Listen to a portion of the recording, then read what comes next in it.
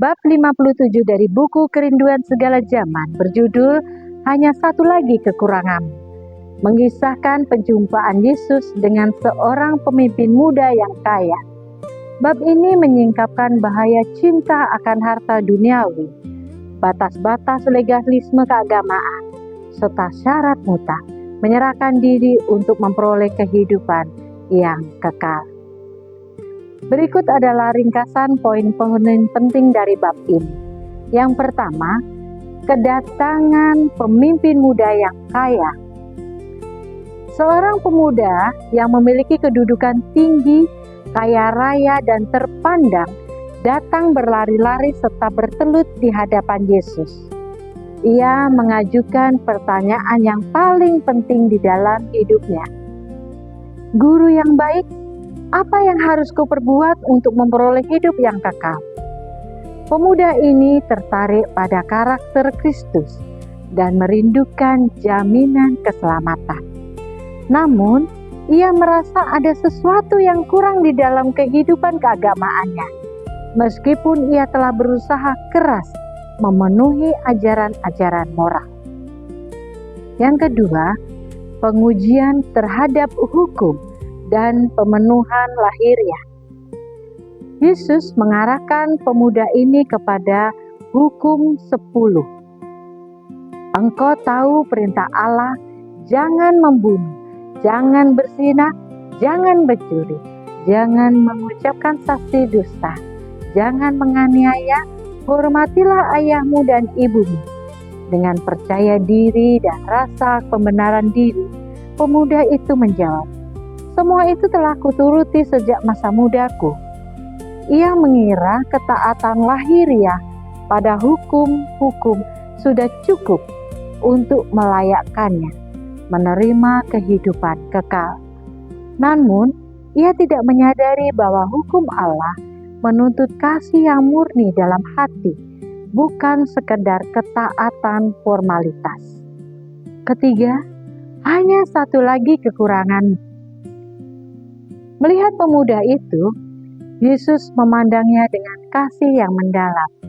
Yesus melihat potensi besar dalam diri pemuda ini untuk menjadi pekerja kerajaan Allah jika hatinya diserahkan sepenuhnya.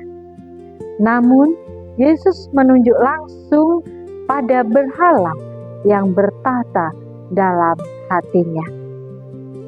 Hanya satu lagi kekuranganmu. Pergilah, juallah apa yang kau miliki, dan berikanlah itu kepada orang-orang miskin, maka engkau akan beroleh harta di surga. Kemudian datanglah kemari, dan ikutlah aku. Yesus tidak bermaksud memusnahkan kekayaannya, melainkan menguji di mana letak kesetiaan tertingginya. Pemuda itu harus memilih antara harta duniawi atau Kristus, antara cinta diri sendiri atau kasih sayang kepada sesama. Keempat, keputusan yang menyedihkan. Tuntutan Kristus menjadi pergumulan berat bagi pemuda tersebut. Hatinya terikat kuat pada kekayaan, status, dan kenyamanan duniawi yang ia miliki. Ia menginginkan kehidupan kekal, tetapi tidak tersedia membayar harganya dengan pengorbanan dan penyangkalan diri. Dengan hati yang hancur dan muka yang muram, pemuda itu berpaling dan meninggalkan Yesus. Sebab hartanya banyak, ia memilih hartanya yang fana ketimbang mengikut Kristus yang menawarkan harta surgawi. Yang kelima, bahaya kekayaan dan syarat penyerahan total.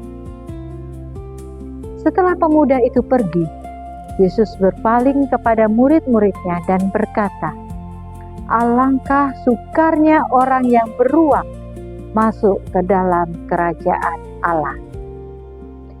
Ellen G. White memberikan penekanan penting mengenai pelajaran dari bab ini. Berhala harta Kekayaan itu sendiri tidak berdosa, tetapi cinta akan uang dan kecenderungan untuk mengandalkan harta ketimbang Allah menjadi penghalang utama bagi keselamatan. Penyerahan total, Kristus menuntut seluruh hati manusia. Seseorang tidak dapat mengikuti Kristus dengan hati yang terbagi, membagikan satu hal yang menjadi kekandasan rohani akan merusak seluruh hubungan kita dengan Tuhan. Kasih sejati, kasih kepada Allah diwujudkan melalui pengorbanan demi sesama yang membutuhkan, bukan menimbun harta untuk kepentingan diri sendiri. Inti pesan bab ini mengajarkan bahwa ketaatan lahiriah pada agama tidak ada artinya jika hati terikat pada berhala duniawi.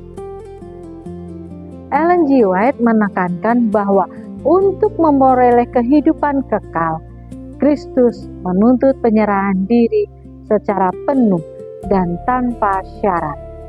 Menahan satu hal saja dari Allah apabila hal itu lebih kita cintai daripada Kristus, cukup untuk membuat kita kehilangan keselamatan kekal. Tuhan memberkati.